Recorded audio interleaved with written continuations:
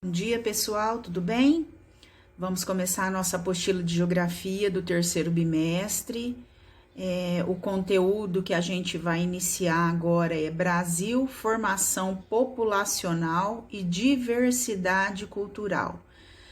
Nesse conteúdo, a gente vai ver os tipos de povos que formam a nossa cultura brasileira, certo? Então, vamos lá começar a nossa aula? Vamos abrir nossa apostila lá na página 3. Brasil, formação populacional e diversidade cultural. Neste capítulo, vamos estudar como se deu a formação da população brasileira e como participaram desse processo os indígenas, que já habitavam nossas terras, e outros povos que vieram para cá em diferentes épocas, como os portugueses, africanos, alemães, italianos, japoneses e outros. Então, vamos lá. Vamos virar nossa apostila aí na página 4 agora, né? Aqui na página 4 tem uma literatura de cordel, certo? Que vai retratar a diversidade cultural que tem o nosso país. O nosso país ele é composto por pessoas de diversos países que vieram para cá em busca de melhores condições de vida. Então, a tia vai estar lendo esse cordel e, em seguida, vocês vão estar fazendo uma interpretação do conteúdo que a tia vai acabar de ler aqui agora, tá bom? Então, vamos lá? Leia o cordel a seguir. Pluralidade cultural. O nosso país é exemplo da grande diversidade. Tem uma rica cultura, sinal de brasilidade. Com todas as diferenças, mostra a sua pluralidade. Terra dos muitos sotaques, cores e manifestações, e com as várias etnias. Preservando as tradições, as diferenças existem entre várias regiões. Com todas as etnias que presentes aqui estão, o negro, o branco, o índio formam esta nação. Os brasileiros são frutos desta miscigenação. Quem fez esse cordel, pessoal, foi Juarez Pereira, que deu o nome de pluralidade cultural. O que é pluralidade? É diverso, né? De várias formas, né? E agora a gente tem algumas perguntinhas aí para a gente estar respondendo referente a esse cordel que a gente acabou de ler. Qual que é o título do cordel? Tá ali em cima em negrito, né? Uma forma mais forte. Que assuntos são tratados no texto? Bom, pessoal, eu não sei se vocês perceberam, tá falando sobre as diversas raças que compõem o nosso país, né? A nossa população, a formação do nosso país. Que ele não é formado só por índio, porque o Brasil, aqui só havia índio. A raça que a gente poderia falar que é verdadeiramente brasileira são os índios.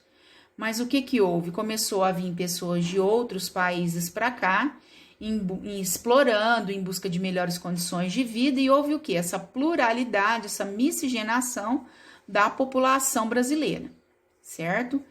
Aí na questão C, que grupos participaram da formação da nação brasileira? Aí, ó, a gente tá vendo aqui, ó, tá lá o desenho. Negros, brancos, indígenas, o amarelo que depois veio que a gente chama de japonês, né? Então, são várias raças que formaram o nosso Brasil, né? O nosso país não é formado por uma raça só de pessoas, e sim por várias, né? Então, vamos agora lá para a página 5. Aí, na página 5, continua a sequência de questões referentes a essa literatura de cordel que a gente fez a leitura. De que lugares esses grupos vieram? Pessoal, no início da colonização aqui no Brasil, a gente recebeu muitas pessoas vindas de Portugal, que foram os primeiros a vir, assim, explorar as nossas terras, né? vieram muitos escravos, né, que os portugueses buscaram para estar realizando esse trabalho aqui no Brasil, e também pelos índios, né, que já viviam aqui no nosso país. Letrinha E. Procure no dicionário o significado da palavra etnia e registre no espaço a seguir. Pessoal, o dicionário de vocês está na escola.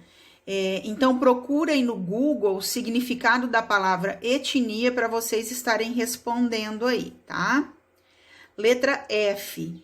Em sua opinião, o que significa a última estrofe do cordel?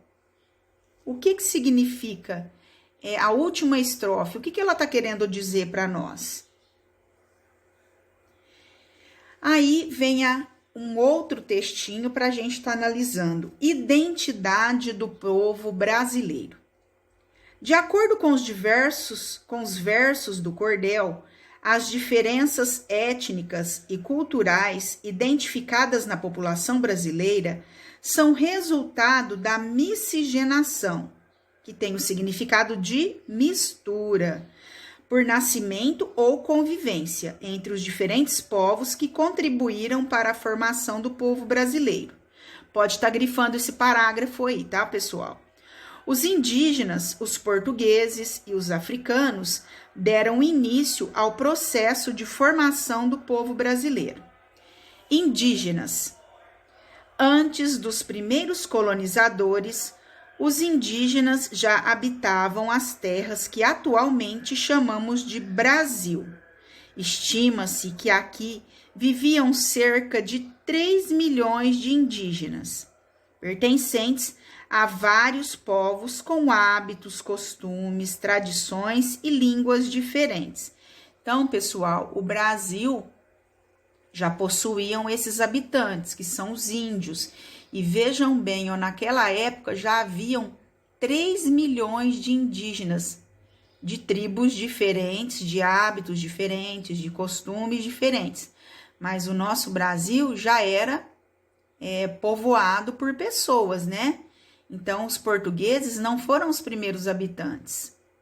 Já haviam habitantes aqui que eram quem? Os portugueses, né? Aí, o que aconteceu? Ao longo do tempo, a maior parte desses povos foi dizimada pelo contato com os não indígenas. Os que sobreviveram tiveram a sua cultura alterada. Então, o que aconteceu nessa fase, pessoal? Os índios, eles apresentavam um ritmo de vida, eles tinham os hábitos deles, os costumes. E o que aconteceu? Os portugueses, os africanos, depois vieram franceses para cá. O que aconteceu? Eles tiveram contato com esse outro tipo de pessoa e começaram a contrair alguns tipos de doença. E o organismo deles não era preparado, ou seja, não tinha resistência para manter defesa contra os vírus que eles adquiriram. Então foram adoecendo, foram morrendo, e aquela quantidade mínima de índio que sobreviveu alterou totalmente o modo de vida deles, devido ao quê? A imposição dos portugueses para estar ali fazendo a cabeça, mudando o hábito deles, mudando o costume, colocando eles para fazer trabalho forçado, porque o índio ele sempre foi tranquilo. Ele caçava para comer, a hora que ele tinha fome ele saía, caçava, comia e passava o dia tranquilo. A partir do momento que os portugueses chegaram, eles impuseram trabalhos forçados, porque eles queriam construir, eles queriam plantar e eles não queriam colocar a mão na massa. Então, o que eles fizeram? Colocaram os índios para fazer esse tipo de trabalho pesado. E eles não tinham resistência física para isso. No entanto, que com o decorrer do tempo, os portugueses perceberam que eles não tinham saúde para isso, foram para a África para estar trazendo os africanos para cá, que são uma raça mais forte que os índios, e davam conta de responder ao trabalho que eles necessitavam. Então, muitos índios morreram nessa época. Devido ao quê? A mudança de vida que eles tiveram, né, brusca, de uma hora para outra, a vida deles virou de perna para o ar. Mudou totalmente o ritmo de vida deles, certo?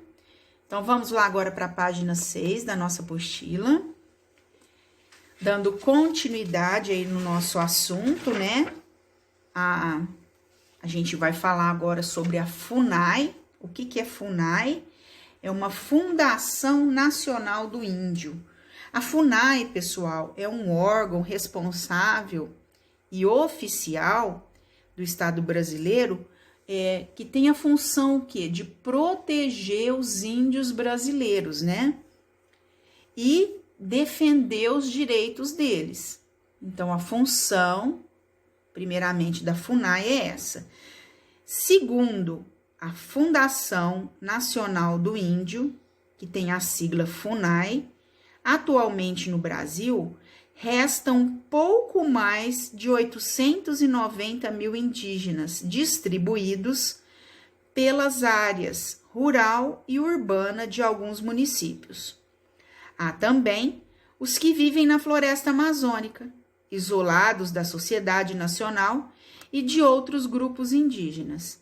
Então, a gente ainda tem índios, eles mudaram o costume, outros permaneceram isolados lá na Amazônia, tentando manter a tradição dos antepassados deles, tentando manter isso daí, passando a cultura dele para as futuras gerações. E aqui, pessoal, a gente tem um gráfico que mostra a quantidade de indígenas na população brasileira. Total de indígenas, 896.917. Esse é o total.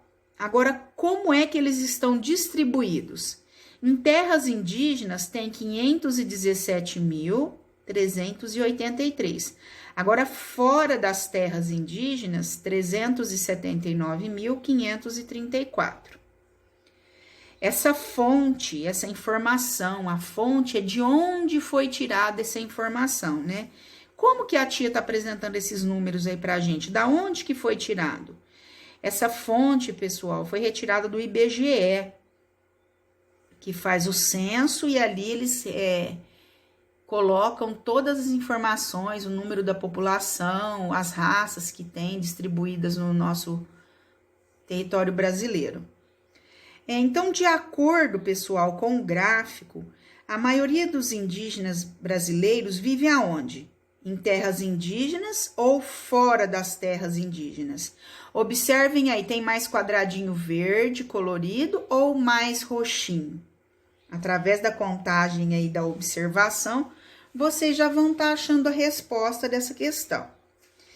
Você sabia do total de 896.917 indígenas brasileiros, dados de 2010, 324.834 residem em áreas urbanas. Em geral, eles trabalham, vão à escola e falam a língua portuguesa. Isso, no entanto, não quer dizer que eles abandonaram seus valores, crenças e tradições. Aqui, pessoal, nessa imagem que vocês estão vendo aí do lado, vocês estão vendo estudantes guaranis Caiová em desfile de comemoração ao 7 de setembro em Amambaí, Mato Grosso do Sul. E essa foto foi retirada no ano de 2012, tá? A tia vai estar pedindo para vocês grifarem aí as duas primeiras... Não, a primeira frase, segundo a Fundação Nacional, até indígenas, tá? Escrevam aí, importante, e grifem para a tia, por favor, esse pedacinho aí. Vamos, então, agora lá para a página 7 da nossa apostila de História, Geografia, né? Então, vamos lá? Vista aérea da aldeia Airá, da etnia Calapalo, terra indígena em Querência, Mato Grosso. E do lado tem uma imagem aérea da aldeia Vendaval, da etnia Ticuna, terra indígena Évari 1, Alto Solimões, em São Paulo de Olivença, no Amazonas. E essa foto foi tirada no ano de 2018. Terras indígenas. Terras indígenas são áreas demarcadas pelo governo, tradicionalmente habitadas pelos indígenas e utilizadas para suas atividades produtivas, com os recursos ambientais necessários para o bem-estar e a reprodução física e cultural, conforme seus usos, costumes e tradições. Mesmo sendo um direito dos povos indígenas, elas sofrem com a invasão de grande parte de suas terras por pessoas que querem explorar seus recursos. Também enfrentam a falta de respeito daqueles que vivem e trabalham nas áreas próximas às suas, que aplicam pesticidas, agrotóxicos e promovem desmatamentos, provocando a poluição do ar e dos rios e solo. Então, pessoal, olha só essa imagem aí, o tanto de poluição que tem na beirada desse rio. Aí tem uma indígena da aldeia Pataxó, observa com tristeza peixes mortos perto do rio Paraopeba, em São Joaquim de Bicas, Minas Gerais. Essa foto foi retirada no ano de 2019. Esse rio, pessoal, ficou poluído após o rompimento de barragem em Brumadinho, em Minas Gerais. Lembra que houve aquele rompimento daquela barragem que acabou com a cidade, que matou muita gente, e até hoje a gente está sofrendo as consequências. A gente não, que está distante, mas os moradores de lá tiveram, assim, a vida deles arrancada deles, assim, brutalmente, né? Porque ninguém esperava um acontecimento daqueles. A tia vai estar pedindo para vocês aí, pessoal, estarem grifando esses 2 parágrafos, terras indígenas até rios e solos. Então, pessoal, eles não respeitam até hoje os índios. Eles chegam, tomam posse das terras.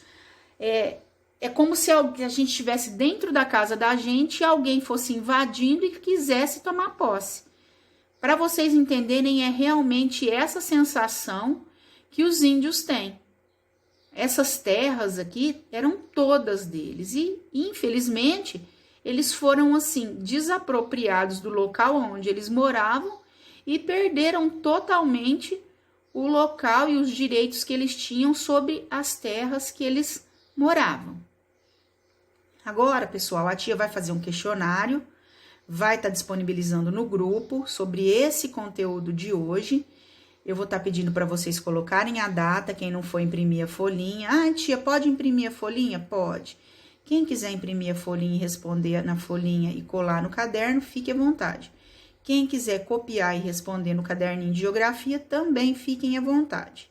O importante é a gente estar revendo, fazendo as atividades referentes ao conteúdo que foi aplicado, para não ficar tão pesado quando chegar as datas das futuras avaliações. Tá bom? Beijo, fiquem com Deus e até a próxima aula, tá? Tchau, tchau.